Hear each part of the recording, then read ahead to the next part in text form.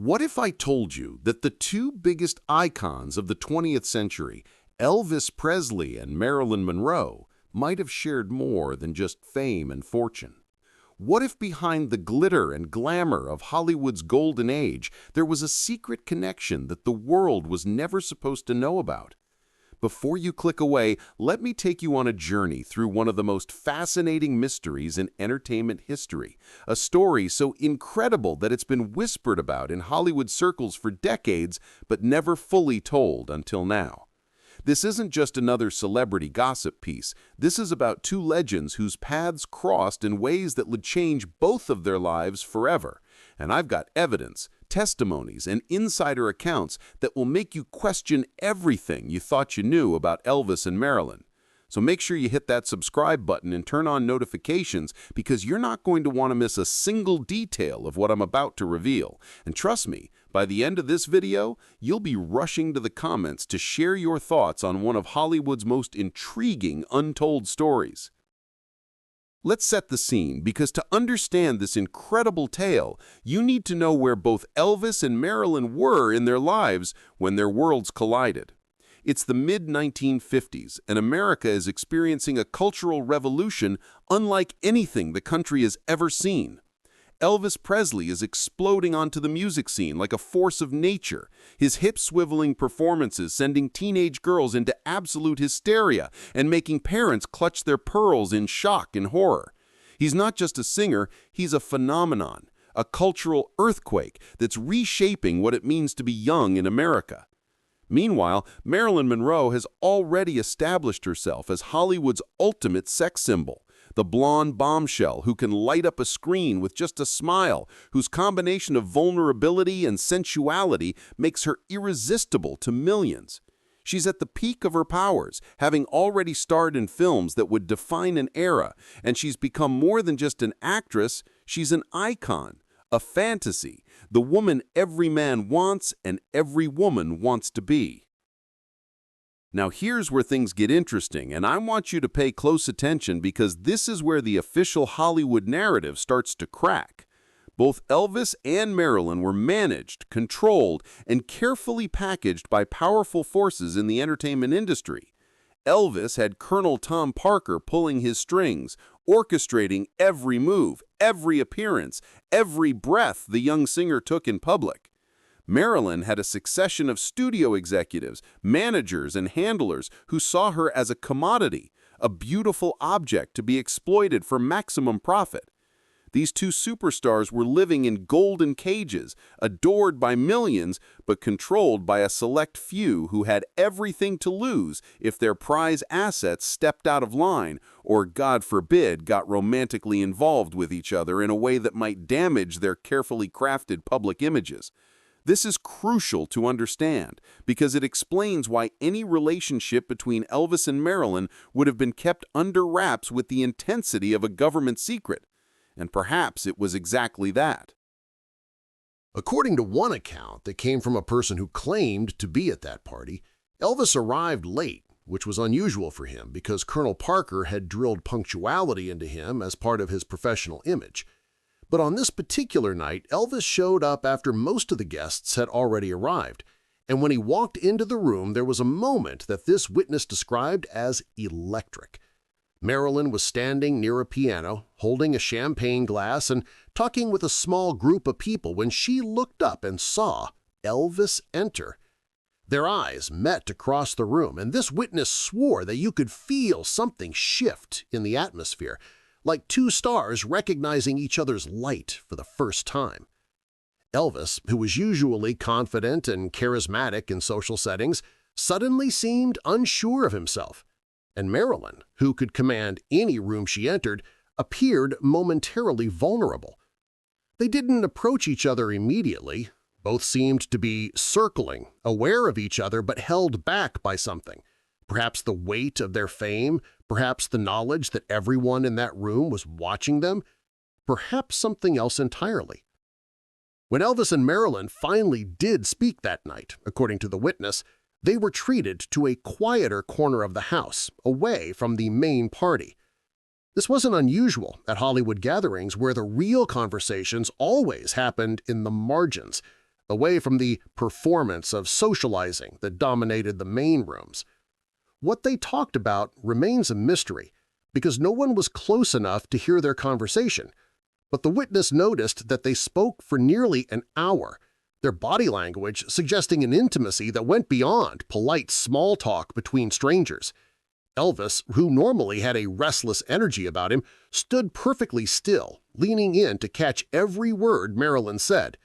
Marilyn, who often projected a breathy, performed femininity in public, appeared more natural, more herself, laughing in a way that seemed genuine rather than calculated for effect. At one point, she reached out and touched Elvis's arm, and he didn't pull away or stiffen as he sometimes did when fans got too close. Instead, he seemed to lean into the contact, as if it was the most natural thing in the world. But here's where the story takes a turn that makes it both more believable and more tragic. After that night, there's no public record of Elvis and Marilyn being seen together again. No photographs, no mentions in gossip columns, nothing. For two people who were among the most photographed and written about celebrities in the world, this absence of evidence is itself a kind of evidence. Think about it. Photographers followed both of them relentlessly. Gossip columnists made careers out of documenting their every move. And yet there's this strange blank spot where you'd expect to find something if they had continued to see each other. This could mean one of two things. Either nothing happened between them after that first meeting, or something did happen, and powerful forces made sure it stayed hidden. Given what we know about how Hollywood operated in that era, how studios protected their investments, how managers controlled their clients' personal lives, the second option starts to seem increasingly plausible. Let's talk about Colonel Tom Parker for a moment, because understanding him is crucial to understanding why any relationship between Elvis and Marilyn would have been seen as a threat. Parker wasn't just a manager. He was a control freak who viewed Elvis as his personal cash machine and who would do anything to protect that investment. He controlled who Elvis saw, who he dated publicly, what movies he made, what songs he recorded, everything. Parker had a vision for Elvis's image. The good Southern boy, the polite young man who respected his mama and went to church, the safe rebel who shook his hips but never crossed the line into genuine danger. A relationship with Marilyn Monroe would have destroyed that carefully constructed image in Parker's mind. Marilyn represented everything that Parker feared: unpredictability, complexity, the kind of Hollywood sophistication that might make Elvis question the country boy image Parker was selling. More than that, Marilyn had a reputation for being difficult, for challenging studios, for wanting creative control, for thinking for herself. All qualities that terrified someone like Parker, who needed his client to be compliant and manageable. On Marilyn's side, the situation was equally complicated, but for different reasons. By the mid-50s, Marilyn was trapped in a different kind of prison. Typecast as the dumb blonde, fighting for roles that would allow her to show her range as an actress, struggling with studios that wanted to keep her in a box labeled sex symbol and nothing more. She'd already been through 2 marriages that had failed, partly because of the pressures of fame and the impossibility of having a normal relationship when you're one of the most desired women in the world. Her handlers were terrified of scandals, paranoid about anything that might damage her marketability.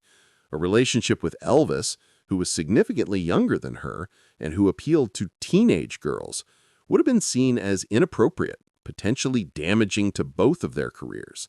The age difference wasn't enormous, only about 8 years, but in the context of 1950s America and the public images they both projected, it would have been scandalous.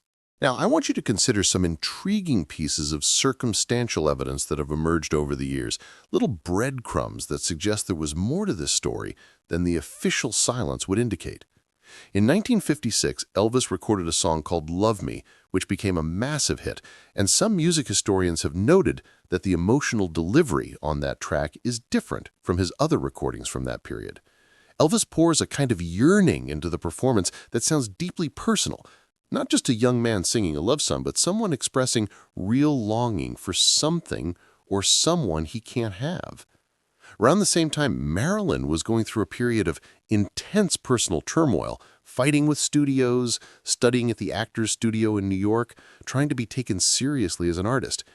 In her private writings from that time, which have been published in various biographies, she makes references to meeting someone who understood the burden of fame, someone who was trapped like she was, though she never names this person directly. Could this have been Elvis? The timeline matches, the emotional state matches, and the descriptions fit. There's also the testimony of Byron Raphael, who worked as an assistant to Elvis's manager in the late 1950s. Years later, Raphael would claim in interviews that he personally arranged a secret meeting between Elvis and Marilyn at a hotel in Beverly Hills in 1956 or 1957. The exact date varies depending on which interview you read.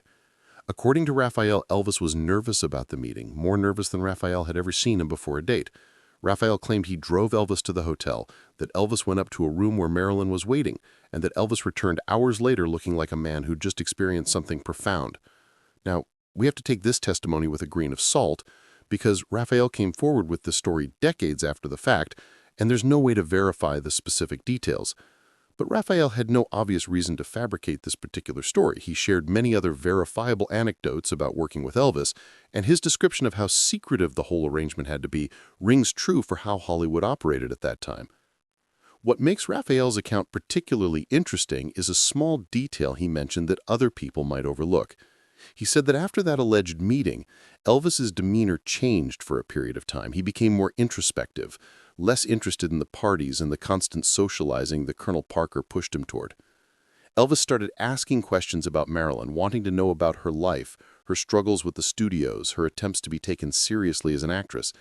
This suggests that even if they only met once or twice, the encounter had a deep impact on Elvis, perhaps because he recognized in Marilyn a kindred spirit, someone else who was being used by the industry, someone else who understood the loneliness of being famous but not truly known. Before we go any further, I want to hear from you, because this story raises so many questions about fame, control, and the price of stardom. Drop a comment below telling me what you think really happened between Elvis and Marilyn. And while you're down there, hit that subscribe button if you haven't already, because I've got so much more to reveal about Elvis Presley's life and the secrets that have been hidden for decades. Let's examine what we know about Elvis's romantic life during this period, because it provides important context. In the mid to late 50s, Elvis was being linked in the press with various young women, most of them actresses or beauty queens, all of them carefully selected or approved by Colonel Parker to fit Elvis's image. These relationships were often more performance than reality. Dates arranged for publicity, romances encouraged because they made good copy in fan magazines. Elvis went along with this because he'd been trained to understand that his personal life was part of the product being sold to the public. But people close to Elvis noticed that he seemed disconnected from these public romances, going through the motions but never really investing emotionally. His friends from Memphis who would visit him in Hollywood commented that Elvis seemed lonely despite being surrounded by people constantly, that he talked about wanting a real connection with someone who understood the pressures he was under, someone who wasn't just interested in Elvis Presley the star, but could see the young man underneath the image.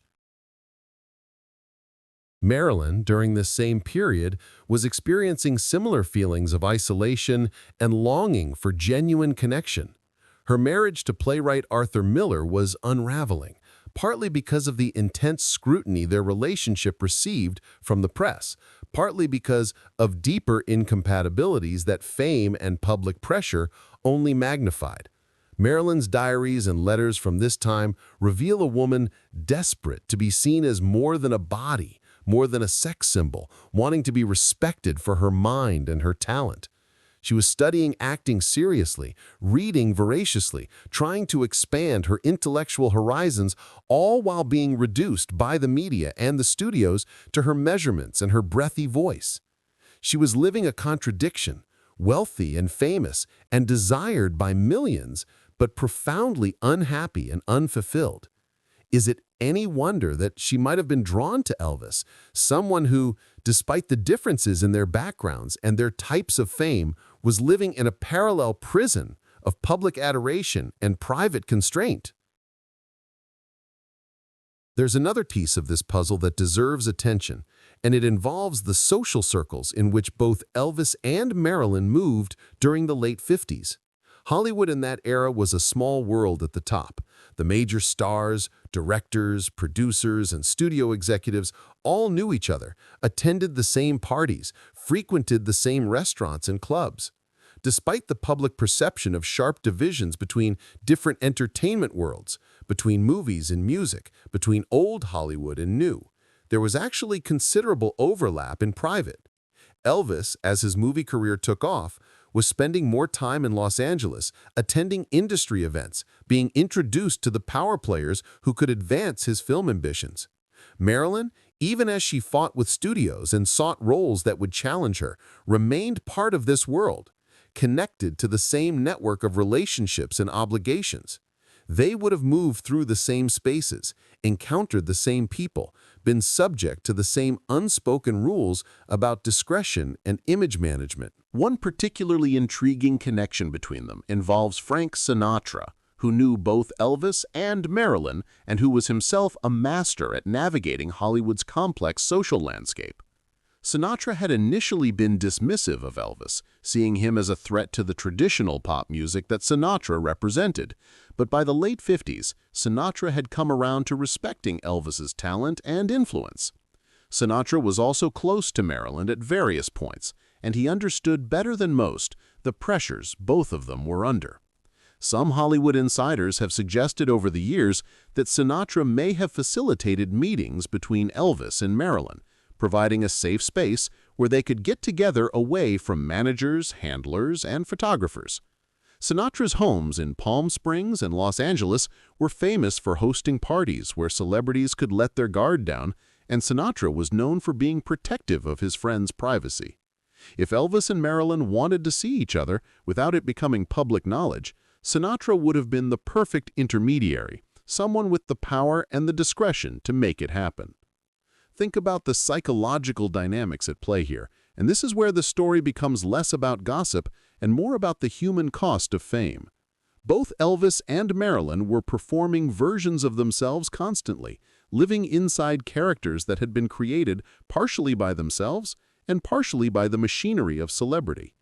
Elvis was the dangerous but ultimately safe rebel, the boy who looked like trouble, but who loved his mama and believed in God. Marilyn was the sexual innocent, the woman who combined raw sex appeal with a childlike vulnerability that made her non-threatening to women and irresistible to men. These characters had made them both rich and famous, but they were also cages that trapped their real selves. When two people living under that kind of pressure meet, especially if they recognize each other's authentic selves beneath the performances, the connection can be incredibly intense. They don't have to explain the loneliness of being constantly watched, constantly judged, constantly reduced to an image that has less and less to do with who they really are. They understand it implicitly because they're living the same nightmare disguised as a dream. This is why the idea of a romance between Elvis and Marilyn is so compelling. Not just because they were both beautiful and famous, but because they would have offered each other something that almost no one else in their lives could provide: understanding without explanation, companionship without performance. In those moments when they could escape their handlers and their public roles, they could have been just two people, not icons, not commodities, not fantasies, just human beings trying to find a moment of peace and genuine connection in lives that allowed for almost none of either. Let's talk about the timeline of 1956 and 57 in more detail, because this is when most of the alleged encounters between Elvis and Marilyn would have taken place. In 1956, Elvis had his breakthrough year. His first RCA records became massive hits, his television appearances caused national controversies, and he started his movie career with Love Me Tender. He was essentially living in a whirlwind, being pulled in 1,000 directions, his life no longer his own.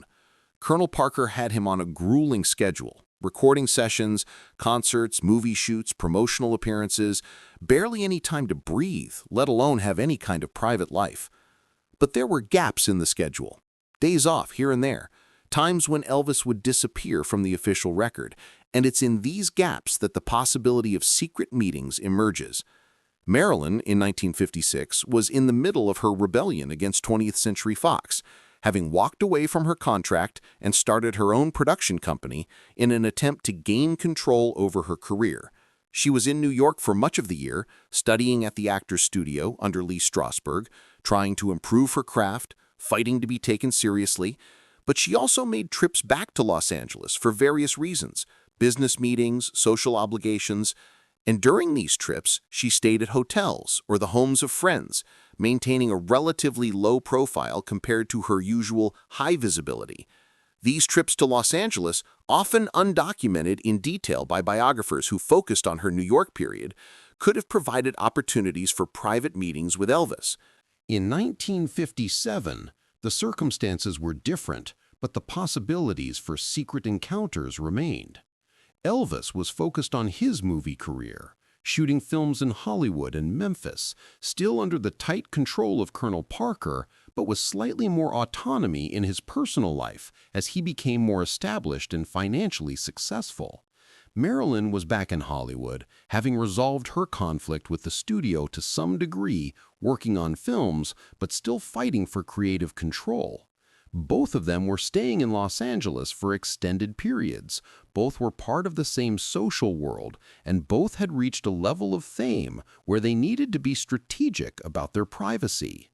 If they wanted to see each other, they would have had to be clever about it, using trusted intermediaries, meeting in private homes or hotels where discretion was guaranteed, avoiding restaurants or clubs where they would inevitably be photographed. Here's something that really makes you think about how carefully any relationship between them would have had to be orchestrated. In 1957, both Elvis and Marilyn were in Los Angeles during the summer. Elvis was shooting Jailhouse Rock at MGM, one of his most iconic films, and Marilyn was working on The Prince and the Showgirl, post-production and preparing for future projects. MGM and 20th Century Fox were on opposite sides of town, but Los Angeles is not that big, and the Hollywood community is even smaller. They would have been moving through overlapping social circles, attending some of the same industry events, even if they weren't photographed together. The absence of photographic evidence of them together during this period is actually suspicious in its own way, given how comprehensively the press covered both of their lives. It suggests either they never crossed paths, which seems unlikely given the social overlap, or someone was working very hard to make sure they were never photographed together. There's also the matter of phone records, which don't exist for obvious reasons, since this was the 1950s, and privacy around telephone calls was much easier to maintain. But several people who worked around Elvis have mentioned over the years that he would sometimes make calls late at night to Los Angeles when he was in Memphis or on location elsewhere, calls that he wanted to make in private without Colonel Parker or his entourage listening in. Elvis would go to great lengths to find privacy for these calls, sometimes leaving the house or hotel and using a payphone, which was unusual behavior for someone who had assistants to make calls for him and who could easily use any phone he wanted. Who was he calling? We don't know, but the timing of some of these reported calls corresponds with periods when Marilyn was in Los Angeles and going through particularly difficult times in her personal life and career. If you're fascinated by these hidden connections and secret moments in Elvis's life, make sure you're subscribed to this channel with notifications turned on, because I'm going to be bringing you more deep dives into the mysteries surrounding the King of Rock and Roll. And trust me, there are so many more stories to tell. Now let's consider the perspective of the people around both Elvis and Marilyn, who would have known if something was going on between them. Elvis traveled with an entourage that became known as the Memphis Mafia, a group of friends and employees who were with him constantly, handling various aspects of his personal and professional life. These men were fiercely loyal to Elvis, protecting his privacy, covering for him when he needed alibis or discretion, keeping secrets that they maintained even decades after his death. Some of these men have hinted in interviews over the years that Elvis had relationships or encounters that were never made public, romantic connections that Elvis wanted to keep private, either because the women involved were already in relationships or because the relationships would have been seen as inappropriate or damaging to his career. They've never named Marilyn Monroe specifically in most cases, but the way they talk about Elvis's private romantic life in the mid to late 50s suggests that there were things happening that the public never knew about. On Marilyn's side, she had a smaller circle of confidants, but the people close to her were also fiercely protective. Her acting coach, Lee Strasberg, and his wife Paula became almost parental figures to Marilyn during her New York period, and they knew intimate details of her emotional life that never made it into the public record.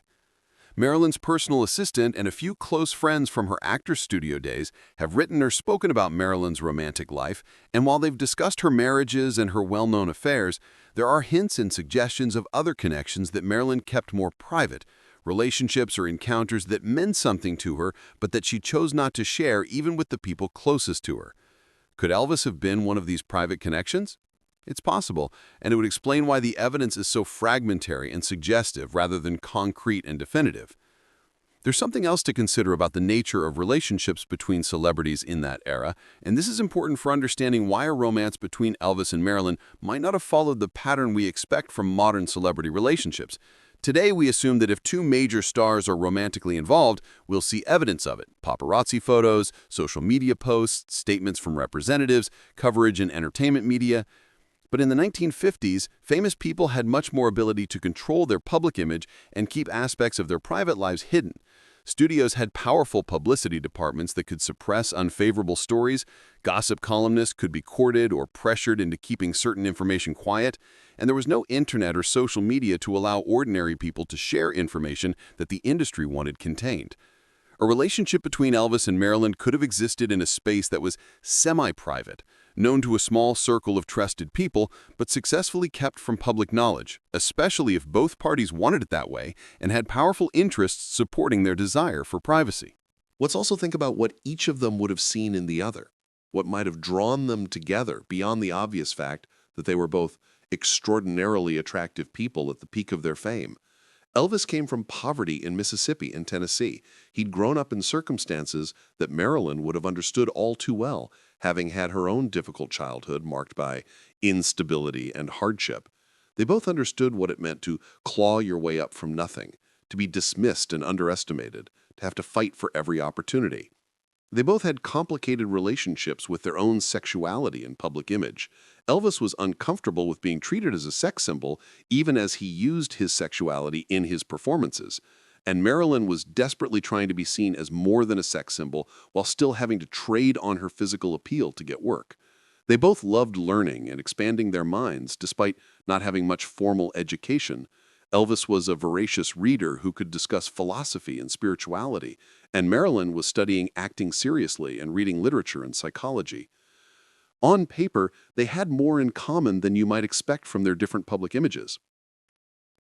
There's also the spiritual dimension to consider, because both Elvis and Marilyn were deeply interested in questions of meaning and purpose, struggling with the existential challenges that come with fame.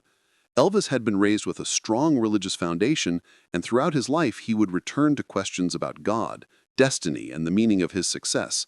He read extensively about different spiritual traditions, discussed theology and philosophy with people in his circle, and seemed to be searching for something beyond the material success and adulation that his career brought him. Marilyn was similarly engaged in a spiritual quest, though her path took different forms. She was fascinated by psychology and psychoanalysis, spent years in therapy trying to understand herself and work through the traumas of her childhood, read extensively about philosophy and meaning. Both of them were asking the same fundamental questions about who they were beyond their public images, what their lives meant beyond the fame and fortune, whether the price they'd paid for success had been worth it. Imagine conversations between them, two people who could drop the performances they had to maintain for everyone else, who could be honest about their fears and doubts, who could admit that being Elvis Presley and Marilyn Monroe was sometimes a burden they wished they could escape. These conversations, if they happened, would have been precious to both of them, moments of genuine human connection, in lives that were otherwise dominated by superficial interactions and people who wanted something from them. Even if the romantic or physical dimension of their relationship was limited, the emotional and intellectual connection could have been profound and meaningful in ways that left a lasting impact on both of them. Now, I want to address the elephant in the room, which is that some people will say this whole story is nothing but speculation and wishful thinking, that there's no hard evidence that Elvis and Marilyn ever had any kind of romantic relationship, and that people are reading significance into coincidences and ordinary social interactions. This is a fair criticism, and I want to be honest with you about what we know and what we're inferring. We know they were both in Hollywood during overlapping periods in the mid to late 50s. We know they moved in similar social circles. We have testimony from Byron Raphael about arranging at least one meeting between them, though this testimony came decades after the fact and can't be independently verified.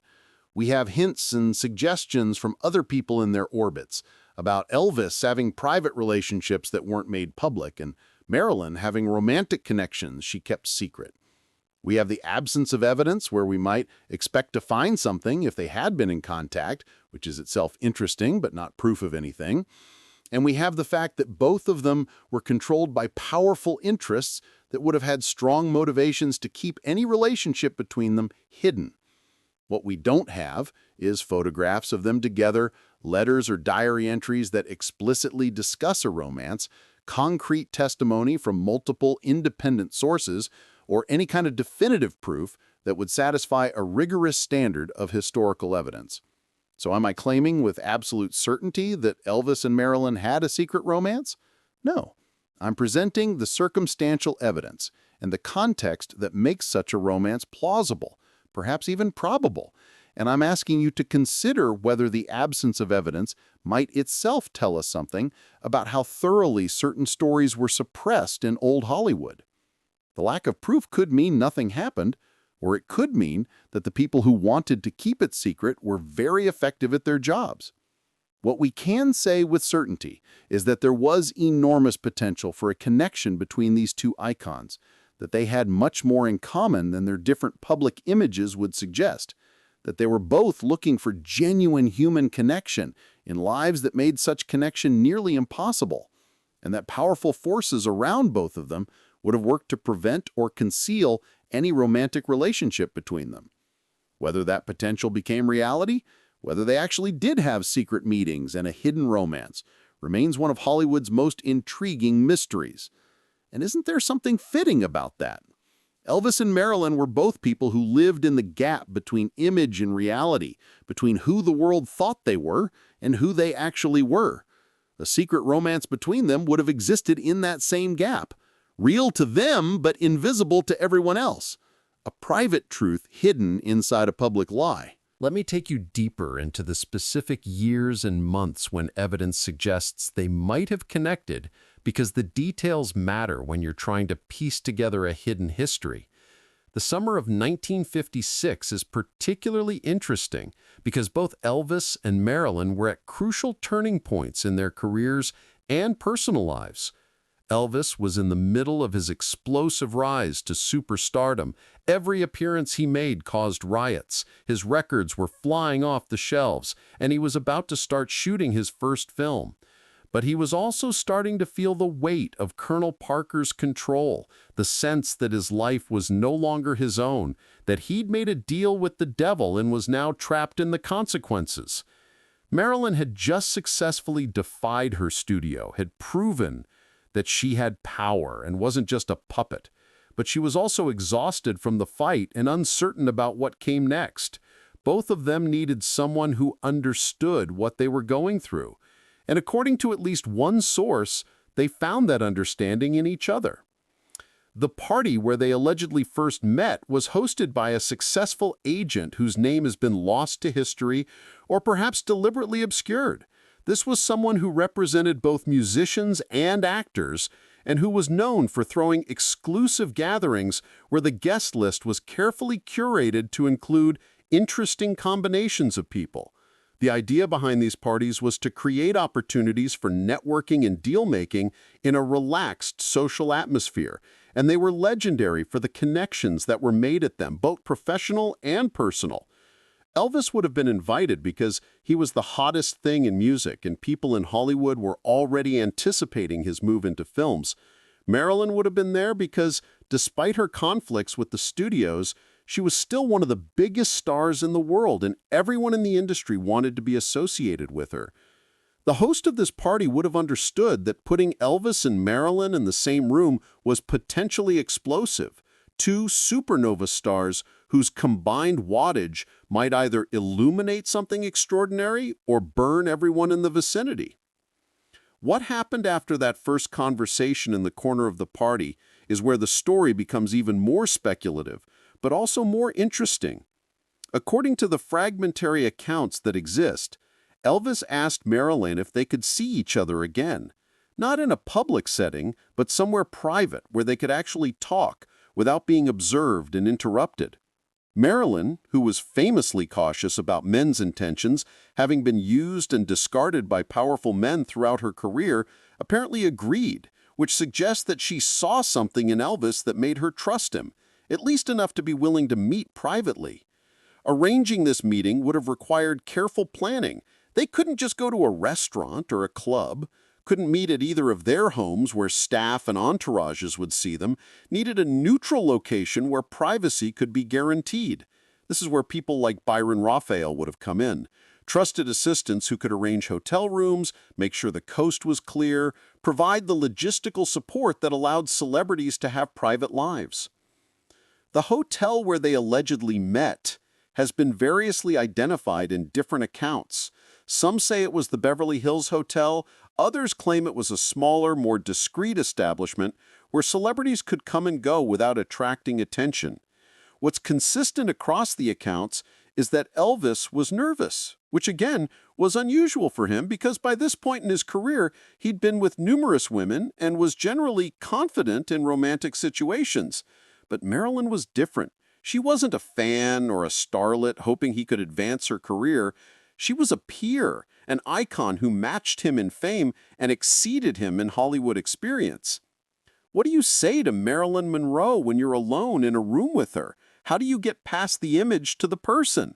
Elvis apparently managed it, and according to the people who saw him afterwards, the encounter left a deep impression on him.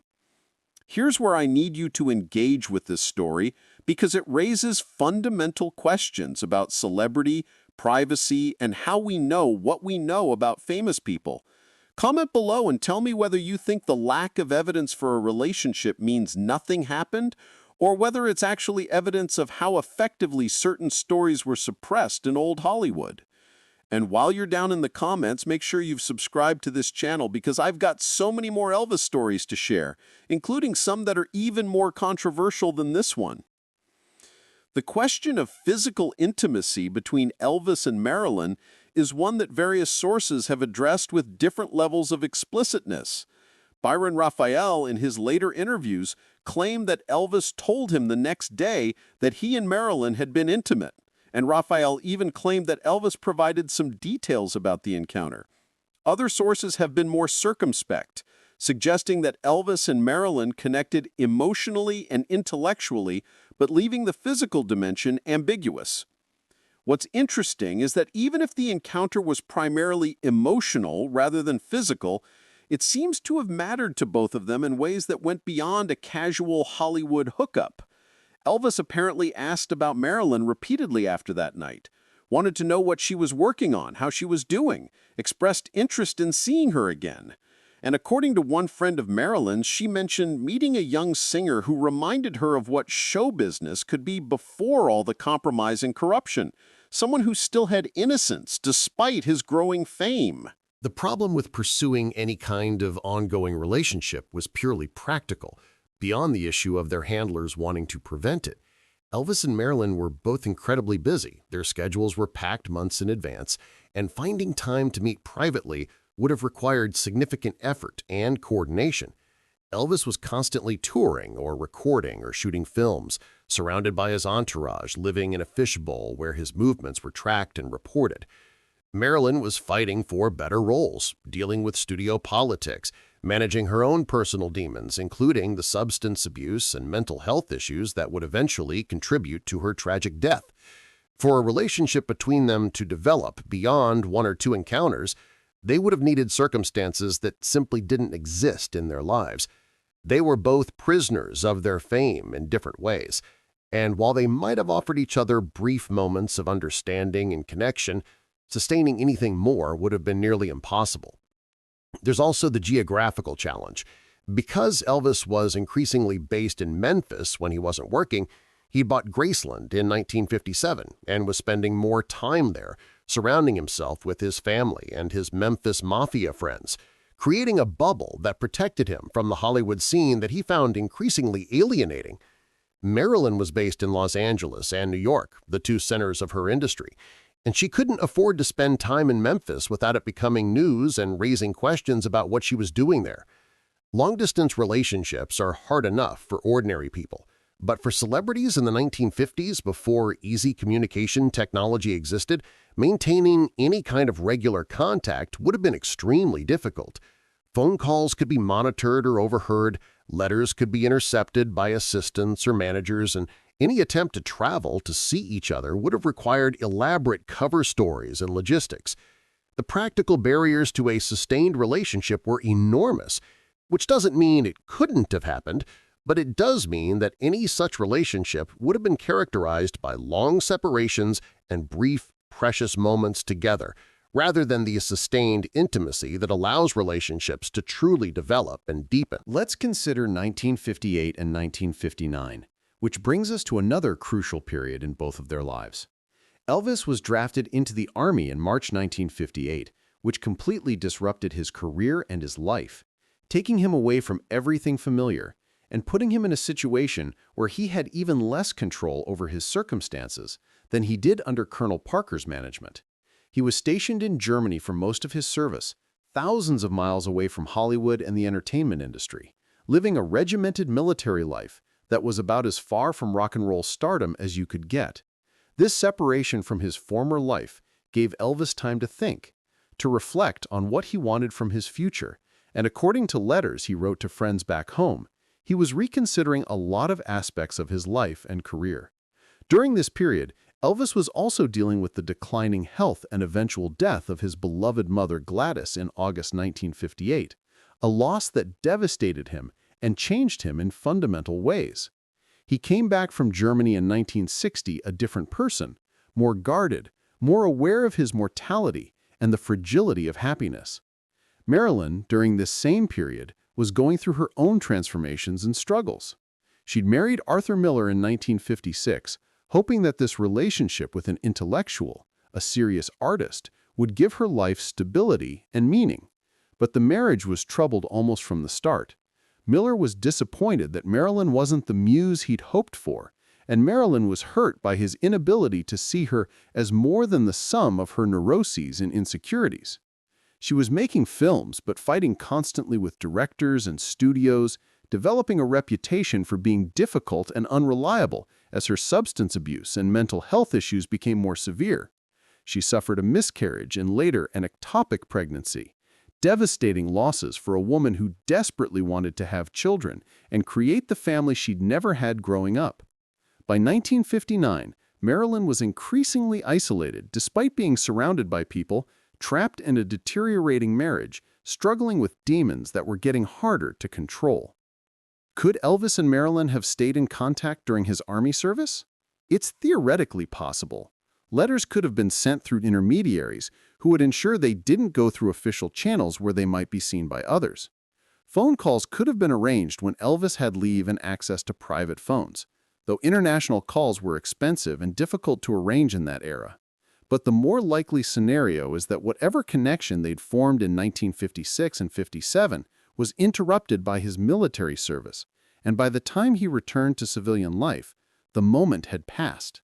Marilyn's life had moved in directions that would have made any relationship with Elvis even more complicated, and Elvis himself was focused on resurrecting his career and dealing with the grief of losing his mother.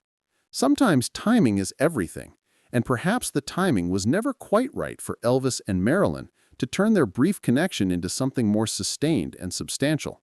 When Elvis returned from Germany in 1960, he was immediately thrown back into the Hollywood machine, recording sessions and movie shoots scheduled back to back, Colonel Parker working overtime to re-establish Elvis as the dominant force in entertainment that he'd been before the Army. But Elvis had changed. The young man who'd left for Germany was gone, replaced by someone more mature, more serious, more aware of the compromises he was making for his career. He started making a string of movies that were financially successful, but artistically hollow, formulaic films that wasted his natural charisma and acting ability. Elvis knew these movies were beneath him, complained about them to his friends, wanted to do serious dramatic work that would prove he was a real actor. But Colonel Parker kept pushing him toward the safe, profitable formula. Watching these movies now, you can see the light gradually fading from Elvis's eyes, the sense that he's just going through the motions, trapped in a role he no longer believes in. Marilyn's trajectory during the early 1960s was even more troubling. Her marriage to Arthur Miller ended in 1961, another failure that reinforced her deep-seated fears about being unlovable and impossible to live with. She made fewer films, the gaps between projects growing longer as her reliability became more questionable and insurance companies became reluctant to cover productions featuring her. She moved back to Los Angeles, bought a small house in Brentwood, tried to create some kind of normal life for herself, but the demons were winning. She was seeing multiple doctors, taking a dangerous cocktail of medications, drinking too much, oscillating between hope and despair. There were brief moments of happiness, new relationships that promised redemption, plans for films that would showcase her talent, but these moments couldn't be sustained against the weight of her accumulated pain and the exploitation she'd endured throughout her career. Did Elvis and Marilyn see each other during these later years? The evidence is even thinner than for the earlier period, but there are a few suggestive pieces of information. Elvis was in Los Angeles frequently for his movie work, and he maintained connections with some of the people who were also in Marilyn's orbit. Frank Sinatra, who knew both of them, remained active in Hollywood and continued to host gatherings where celebrities could socialize away from public scrutiny. Dean Martin, who worked with Elvis on some projects, was close to Marilyn and part of the same social world. There were opportunities for them to encounter each other at private parties or industry events, and given that they'd connected before, it's not unreasonable to think they might have sought each other out again, even just to talk, to check in, to remind themselves that someone else understood what they were going through. There's a particularly poignant story that comes from someone who worked at a recording studio in Hollywood in 1962. According to this person, Elvis came in late one night for a session, which was unusual because Colonel Parker preferred to keep Elvis on a strict schedule. Elvis seemed distracted, not his usual focused self in the studio, and at one point he asked if the studio had received any calls for him. When told there hadn't been any calls, Elvis looked disappointed and said something like he'd been hoping to hear from an old friend. The engineer didn't think much of it at the time, but years later, knowing what we know now about both Elvis and Marilyn's lives during this period, he wondered if Marilyn had been the old friend Elvis was hoping to hear from. It's impossible to verify this story, and even if it's true, we can't know for certain that Elvis was referring to Marilyn, but the timing is interesting because it was just months before Marilyn's death in August 1962. Before we get to that tragic event, let me ask you to do something for me. If this deep dive into one of Hollywood's greatest mysteries is keeping you engaged, show me some love by hitting that like button and drop a comment telling me what other aspects of Elvis's life and career you want me to explore. There are so many untold stories, so many hidden chapters in the King's life, and I want to know what you're most curious about. Marilyn Monroe died on August 5, 1962, officially from an overdose of barbiturates. The death ruled a probable suicide, though questions and conspiracy theories have surrounded the circumstances ever since. She was found in her bedroom at her Brentwood home, and the news shocked the world. She was only 36 years old, still beautiful, still capable of commanding the screen, but she'd been unable to escape the pain that had haunted her entire life. The outpouring of grief was enormous. Tributes came from around the world, and the sense that something precious had been lost, that Hollywood had failed one of its brightest stars, permeated the coverage of her death. For people who knew Marilyn personally, who'd seen her struggling and tried to help her, the loss was devastating and complicated by guilt, by the sense that maybe if things had been different, if people had done more, the tragedy could have been prevented. How did Elvis react to Marilyn's death? This is where we move into even more speculative territory, but there are fragments of information that suggest her death hit him hard. Elvis was in Memphis at Graceland when the news broke. He wasn't working at the time, one of his rare periods away from the constant grind of movies and recording sessions. According to members of the Memphis Mafia who were with him that day, Elvis became very quiet when he heard about Marilyn's death. He retreated to his room and didn't want to be disturbed, which was unusual behavior for someone who normally surrounded himself with people constantly.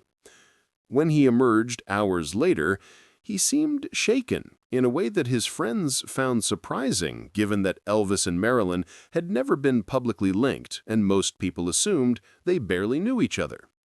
One member of the entourage later recalled that Elvis said something about Hollywood destroying its most beautiful creations, about the industry chewing people up and spitting them out, comments that seemed to come from a place of personal pain rather than general observation.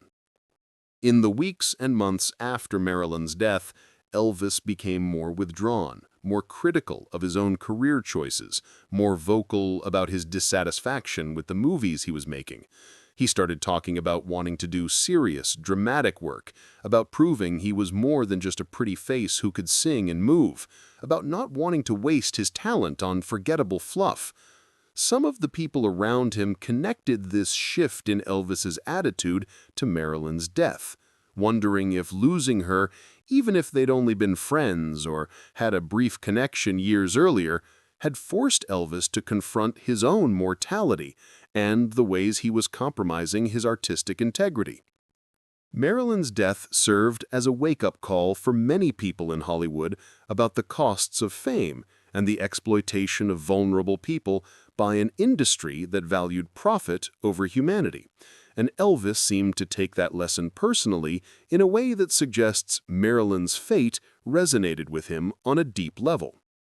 There's also the matter of a poem or song fragment that Elvis supposedly wrote around this time, something he shared with a few close friends but never recorded or published. According to one person who claimed to have seen it, the piece was about a beautiful woman who'd been destroyed by the world's expectations, who'd given everything she had, but it was never enough, who'd died alone despite being loved by millions. Elvis allegedly said that he'd been thinking about writing something like this for a while, and Marilyn's death had crystallized his thoughts. If this poem or song existed, and we have no hard evidence that it did beyond this one person's recollection decades later, it was never included in any official collection of Elvis's writings or recordings. Perhaps it was lost, perhaps it was too personal and Elvis destroyed it, or perhaps the story is apocryphal, one of those legends that grows up around famous people that may or may not have any basis in fact. What we can say with certainty is that Marilyn's death marked the end of an era in Hollywood, the final extinguishing of a certain kind of innocence that had defined the 1950s. The decade that had seen both Elvis and Marilyn rise to unprecedented heights of fame was giving way to the 1960s, a more cynical, more questioning time when the old certainties and the old ways of doing things were being challenged. Elvis would continue his career for another 15 years, but he never escaped the trap that Colonel Parker and the Hollywood system had constructed around him. He would have his comeback in 1968 with the famous '68 comeback special, would reinvent himself as a Las Vegas performer in the 1970s, But he would also struggle with his own substance abuse, his own demons, his own sense of being trapped in an image that had less and less to do with who he really was. In some ways, Elvis and Marilyn were on parallel paths, both of them destroyed by the same forces, though Elvis's destruction took longer and was more drawn out. The question that haunts this whole story, the question that we can never fully answer, is what might have been if circumstances had been different. What if Elvis and Marilyn had been able to pursue a real relationship without the interference of managers and studios and the machinery of celebrity? What if they'd been able to support each other through the struggles they both faced, to provide the understanding and companionship that both of them so desperately needed? Could they have saved each other, or would their combined demons have made things worse rather than better? These are unanswerable questions, tempting to speculate about, but ultimately impossible to resolve. We can only work with the fragments of evidence we have, the hints and suggestions and testimony that may or may not be reliable, and try to piece together something that approximates the truth of what happened between these two icons. What we're left with is a story that's frustrating in its incompleteness, but also deeply human in its themes. Two people who reached the absolute pinnacle of fame, who had everything that millions of people dream of having, wealth and success and adoration, but who couldn't escape loneliness and pain and the sense of being trapped by their own images. Two people who might have found in each other a moment of genuine connection, a brief respite from the performance that dominated every other aspect of their lives. Two people whose story, whether it was a brief romance or just a friendship or simply a few conversations at parties, reminds us that behind the icons are human beings with the same needs and desires and vulnerabilities as anyone else. Elvis and Marilyn were extraordinary in their talent and their impact on culture, but they were also ordinary in their need for love and understanding. And perhaps that's the most important part of this story, the reminder that fame doesn't protect you from loneliness, success doesn't guarantee happiness, and being desired by millions doesn't mean you're truly known by anyone. Let me share one final piece of this puzzle with you, something that brings the story full circle in a way that's either meaningful or just coincidental depending on how you choose to interpret it. When Elvis died in 1977, 15 years after Marilyn's death, some of the people who were at Graceland in the days immediately following his passing reported finding photographs in Elvis's private quarters that they'd never seen before. Among these photographs, allegedly, was one of Marilyn Monroe, not a publicity still or a famous image that anyone could have acquired, but a more personal photograph, possibly taken at a party or private gathering, showing Marilyn in an unguarded moment. The photograph wasn't in a frame on display, it was tucked away in a drawer or a box, something Elvis had kept private, something that maybe reminded him of a time or a connection that he wanted to remember, but not share with the world.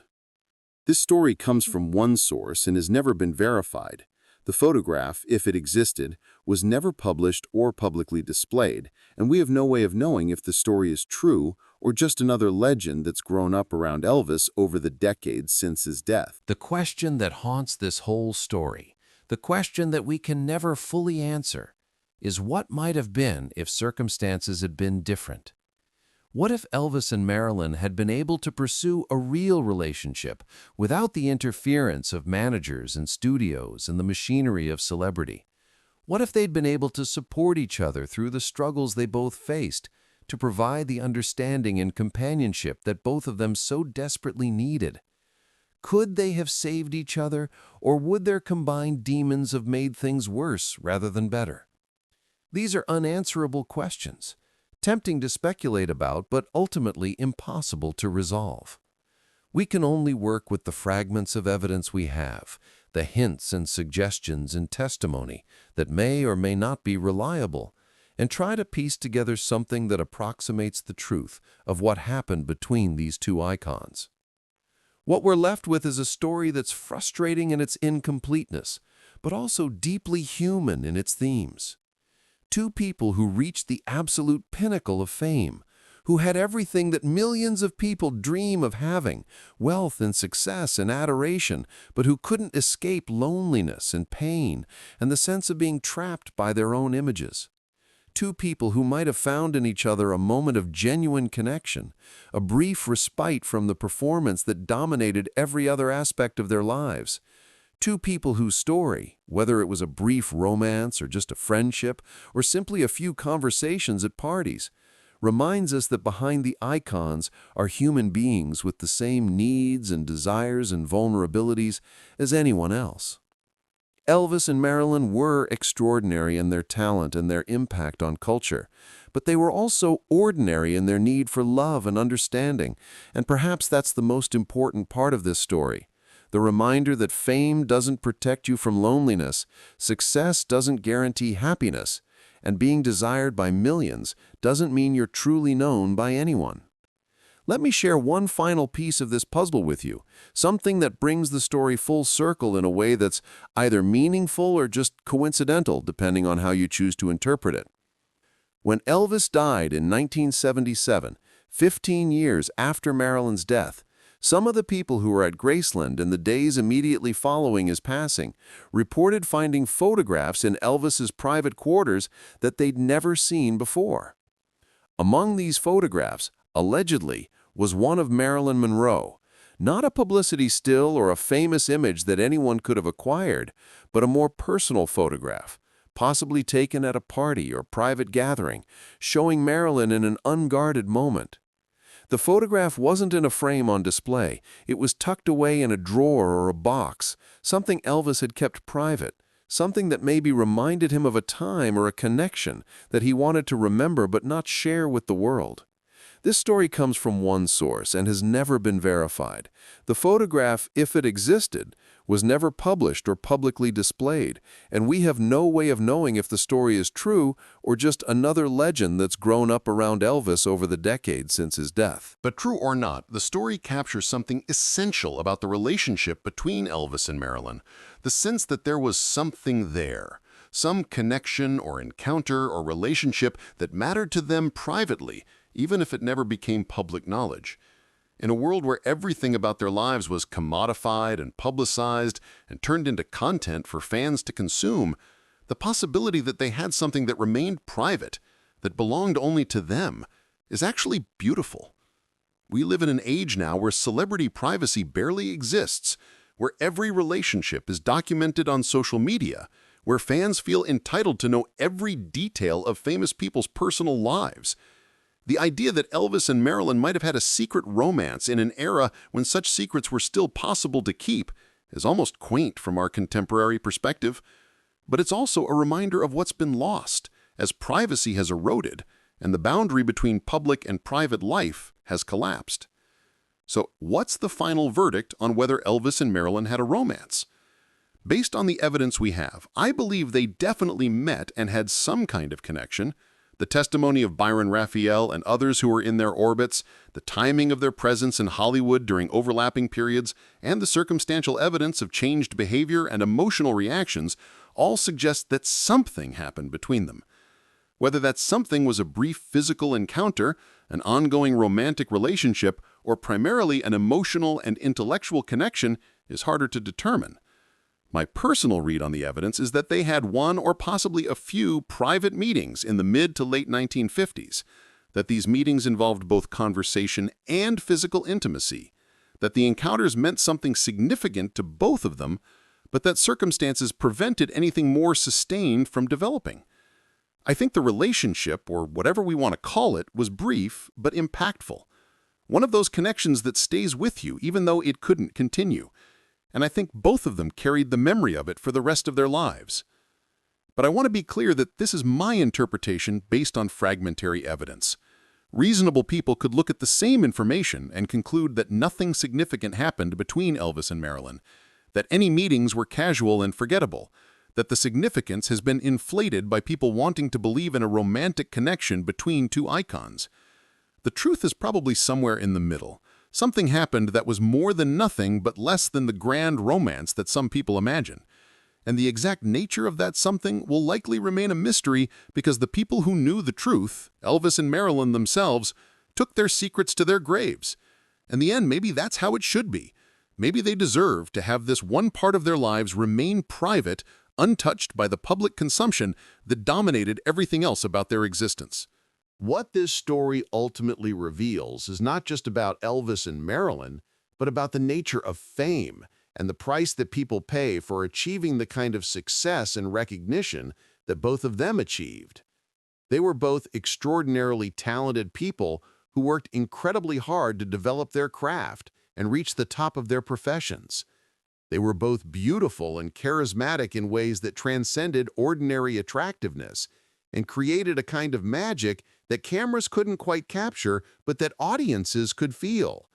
They were both complicated human beings with strengths and flaws, capable of great generosity and warmth, but also struggling with insecurities and demons that fame magnified rather than resolved. And they were both ultimately destroyed by the very system that made them famous, ground down by the constant pressure to perform, to be perfect, to embody images that had less and less to do with their authentic selves as time went on. The possibility of a romance between them represents something more than just gossip or titillating speculation. It represents the human need for connection and understanding, the search for someone who sees you as more than the image you project to the world. In those alleged private moments together, Elvis and Marilyn could drop their performances, could be vulnerable, could acknowledge the cost of their success without having to pretend that fame was everything they dreamed it would be. That kind of honesty and intimacy is rare in any context, but it's especially rare for people at their level of celebrity, which is why the idea of them finding it with each other is so compelling and so poignant. Whether they found it for a night, for a brief period, or not at all, the fact that they were both looking for it, both needing it, tells us everything we need to know about the loneliness and isolation that came with being Elvis Presley and Marilyn Monroe. As we close out this investigation into one of Hollywood's most intriguing mysteries, I want to leave you with some questions to ponder. What do you think really happened between Elvis and Marilyn? Do you believe the testimonies and the circumstantial evidence suggest a real relationship? Or do you think this is just speculation based on wishful thinking and fragmentary information? More broadly, what does this story tell us about fame and the human cost of celebrity? How do we balance the public's desire to know about famous people's lives with the recognition that everyone, even icons, deserves some privacy and some part of themselves that isn't commodified for public consumption? These aren't easy questions, and there aren't simple answers, but they're worth thinking about, especially in our current moment when celebrity culture has become even more invasive and all-consuming than it was in the 1950s. I want to thank you for joining me on this deep dive into the possible romance between Elvis Presley and Marilyn Monroe. If you enjoyed this exploration of Hollywood history and the hidden stories behind the legends we think we know, do me a huge favor and hit that subscribe button right now. Turn on notifications so you never miss a video, because I've got so many more Elvis stories to share with you, mysteries to investigate, secrets to uncover. The king of rock and roll led a fascinating life, full of contradictions and hidden depths, and there's always more to discover about who he really was, beyond the image that's been sold to us for decades. Drop a comment below telling me what aspect of Elvis's life you want me to explore next, whether it's his movie career, his spiritual searching, his relationships, his music, his final years, whatever you're curious about, I want to know. And if you found this video valuable, smash that like button to help the algorithm show this content to more people who are interested in the real stories behind the legends. The story of Elvis and Marilyn, whether it was a romance or a friendship or just a few conversations, reminds us that behind every icon is a human being trying to navigate the challenges of life, looking for connection and meaning, struggling with the same fundamental questions about identity and purpose and happiness that we all face.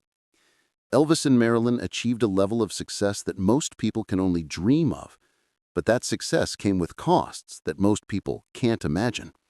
And in the end, neither of them was able to escape the traps that fame created. Their story is a cautionary tale about the price of celebrity, but it's also a reminder of the resilience and creativity and humanity that both of them possessed, the qualities that made them legendary in the first place. We can honor their memory by trying to see past the images to the real people, by acknowledging the complexity of their lives rather than reducing them to simple narratives, and by recognizing that even icons deserve compassion and understanding rather than just judgment and consumption. So there you have it, the most comprehensive examination of the possible romance between Elvis Presley and Marilyn Monroe that you're likely to find anywhere. We've looked at the evidence, considered the context, explored the implications, and tried to separate fact from fiction as much as possible, given the limitations of the historical record. The truth, as always, is probably more complicated and more nuanced than any single narrative can capture. But I hope I've given you enough information to draw your own conclusions and to appreciate the human dimensions of this story beyond just the celebrity gossip aspect. Elvis and Marilyn were real people who lived real lives, and whatever happened between them, however brief or significant their connection was, it was part of those real lives, part of the ongoing search for happiness and fulfillment that defines the human experience regardless of how famous or successful you become. Thanks for watching, thanks for engaging with this content, and I'll see you in the next video, where we'll continue exploring the incredible, complicated, fascinating life of Elvis Presley, the king of rock and roll, who is so much more than the image that's been preserved in movies and recordings and photographs. Until then, keep questioning the official narratives.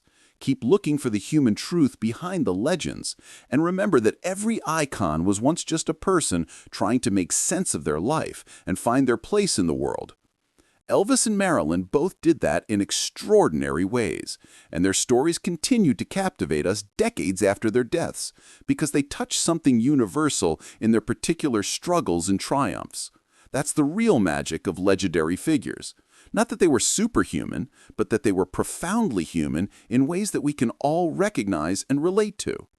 See you next time, and don't forget to subscribe, like, and comment to keep this channel growing and to help me continue bringing you these deep dives into Elvis Presley's life and the mysteries that surround one of the 20th century's most important cultural figures.